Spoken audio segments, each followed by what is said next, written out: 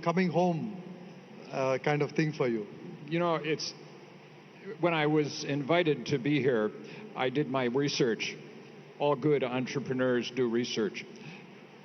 And I was so happy to learn that this is a coffee center and that there are many coffee roasting companies and coffee bars, and that excellent coffee comes from here. That was a bonus for me. So Zev, I think a lot of people have, of course, heard of Starbucks, but the origins of Starbucks and the early days is not something a lot of us are familiar with. And you know, I was just doing my own research on your background and your early days as a teacher. So talk about entrepreneurs coming from different backgrounds, right? So somebody who was started out as a teacher, but what got you started as an entrepreneur in the early days? The question is, what got me started as an entrepreneur? I went to college, and after college I became a teacher. In the public schools, my students were 13 and 14 years old. After 3 years, I was like most entrepreneurs, I was getting restless. I wanted a little bit more from life.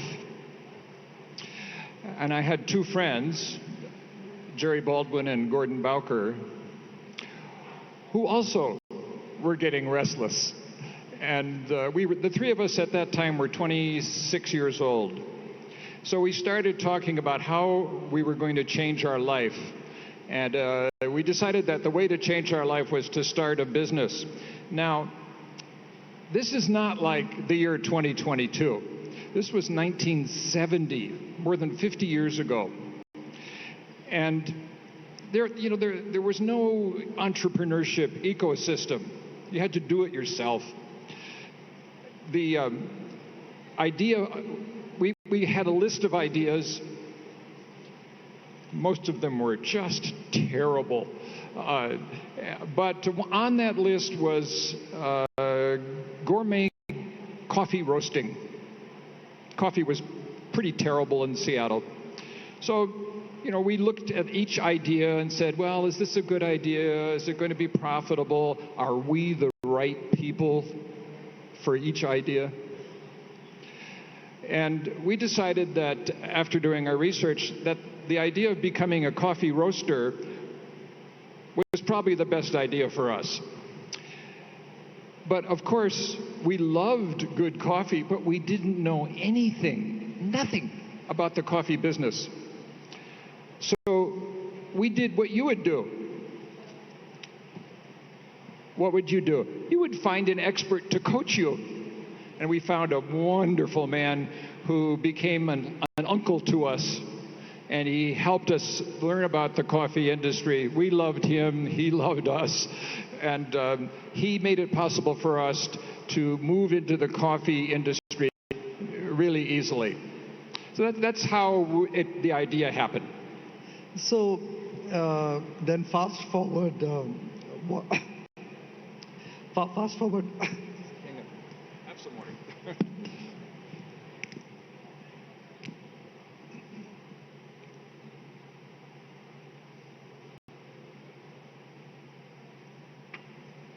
Fast forward 1 decade, you actually became a barista, right? And that's when you actually got on board Howard Schultz. Yep. And from those days, right, till between when you started and when you got, what were some of the early lessons on how you built the brand and how the whole thing evolved from being a coffee roasting company to a barista? So we're talking now about the first decade of Starbucks after the initial startup. Now, I just want to remind you that we're talking here about the 1970s. When we started Starbucks, nobody had a computer. Think about that. I mean, that's a long time ago. So during that 10 years, Starbucks grew to become sort of a powerhouse company, but only in Seattle. During that time, in about 19 1982, Starbucks was big enough to have a director of sales and marketing. And the company hired a man who was living in New York, and his name is Howard Schultz. Of course, today Howard Schultz is famous, but he wasn't famous in 1982.